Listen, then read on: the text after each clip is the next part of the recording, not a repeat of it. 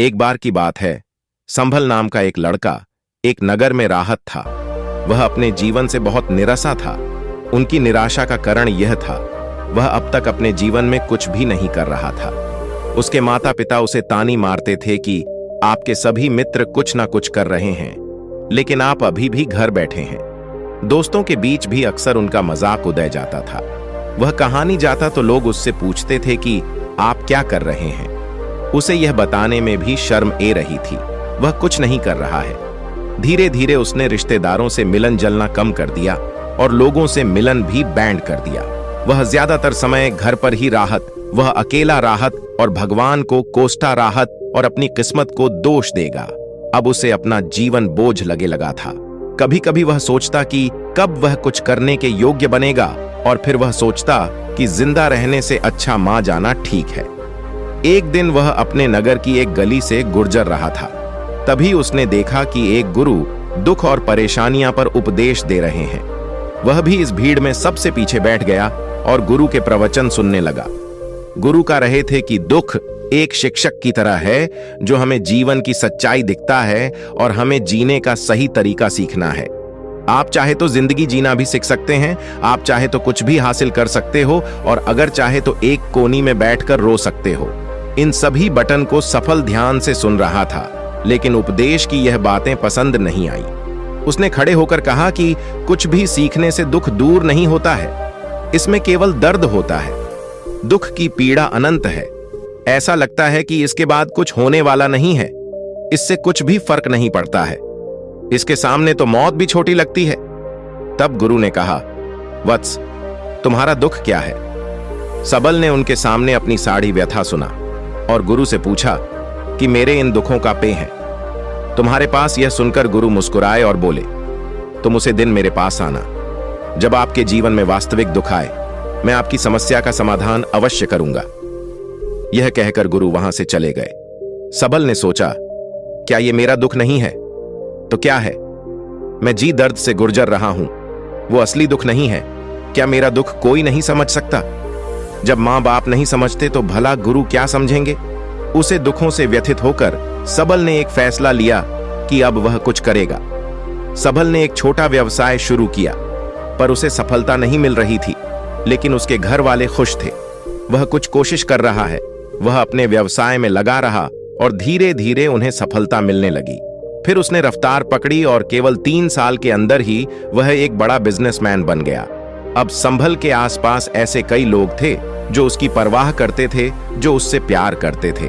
अब उनके परिवार के सदस्य भी उसकी तारीफ करते करते थकते नहीं थे। दिन भिन्न उसके मित्रों की संख्या बढ़नी जा रही थी। अब वह अपनी जिंदगी से बहुत खुश था। उनके कुछ दोस्तों ने उन्हें सलाह दी कि जब तुम एक बड़ा बिजनेसमैन बनकर बहुत खुश हो, तो सोचिए आपको कितनी खुशी होगी अगर आप इस शहर और इस राज्य के सबसे बड़े बिजनेसमैन बन जाते, तो कितने लोग आपसे जुड़ना चाहेंगे, आपकी कितनी बड़ी ख्याति होगी, और स्वयं राजा भी आपसे दोस्ती करना चाहेंगे और जरूर पढ़ने पर आपसे पैसे भी उधार लेंगे। दोस्तों की यह बात सबल के मां में बैठ गई। अब वह और पैसे कमाने की कोशिश करने लगा, लेकिन उसे यह सब बहुत ही जल्दी चाहिए था। वह समय बर्बाद नहीं करना चाहता था।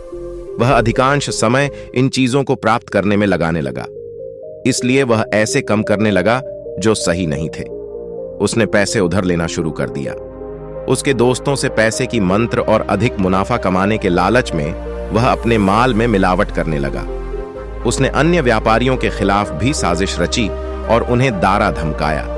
जैसा उसके दोस्त कहते थे वैसा ही करता था। वह इन त्रिकोण से ज्यादा पैसा काम रहा था, पर अब उसके जीवन में पहले जैसा चयन नहीं था। उनके मां की शांति गायब हो गई थी और वह रात को सो नहीं पाता था। वह विचारों में राहत था। वह सब कुछ प्रकार भी उसे किसी चीज में सुख नहीं मिल रहा था। एक दिन सबल अपनी गाड़ी से कहीं जा रहा था। तभी रास्ते में उसे गुरु का आश्रम दिखाई दिया। भरोसा और गुरु के पास जाकर बोला, गुरुजी, आपने मुझे कहा था जब कभी जीवन में सच्चा दुख आए तो चले आना। अब मैं बहुत दुखी हूं, मेरी नींद हराम हो गई है, मुझे कहानी भी शांति नहीं मिल रही है।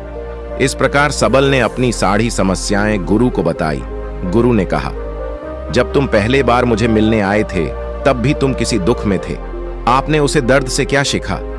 सबल ने कहा कि सिर्फ सोने और चिंता करने से कुछ नहीं होता।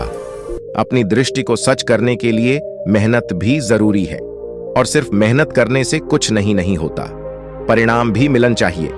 जब आपको लगे कि आपका लक्ष्य हासिल नहीं होने वाला है, तब अर में चाहे कितनी भी मुश्किल ए जाए, मां कितना भी निरसा क्यों ना हो, अब कुछ नहीं होने वाला है, तब खुद आत्मविश्वास करें, मैं जो भी कर रहा हूं उसमें अवश्य सफल होगा।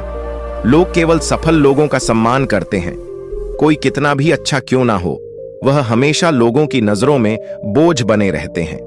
यह सब सुनकर गुरु मुस्कुराए और बोले, यह वास्तव एक दुख नहीं है।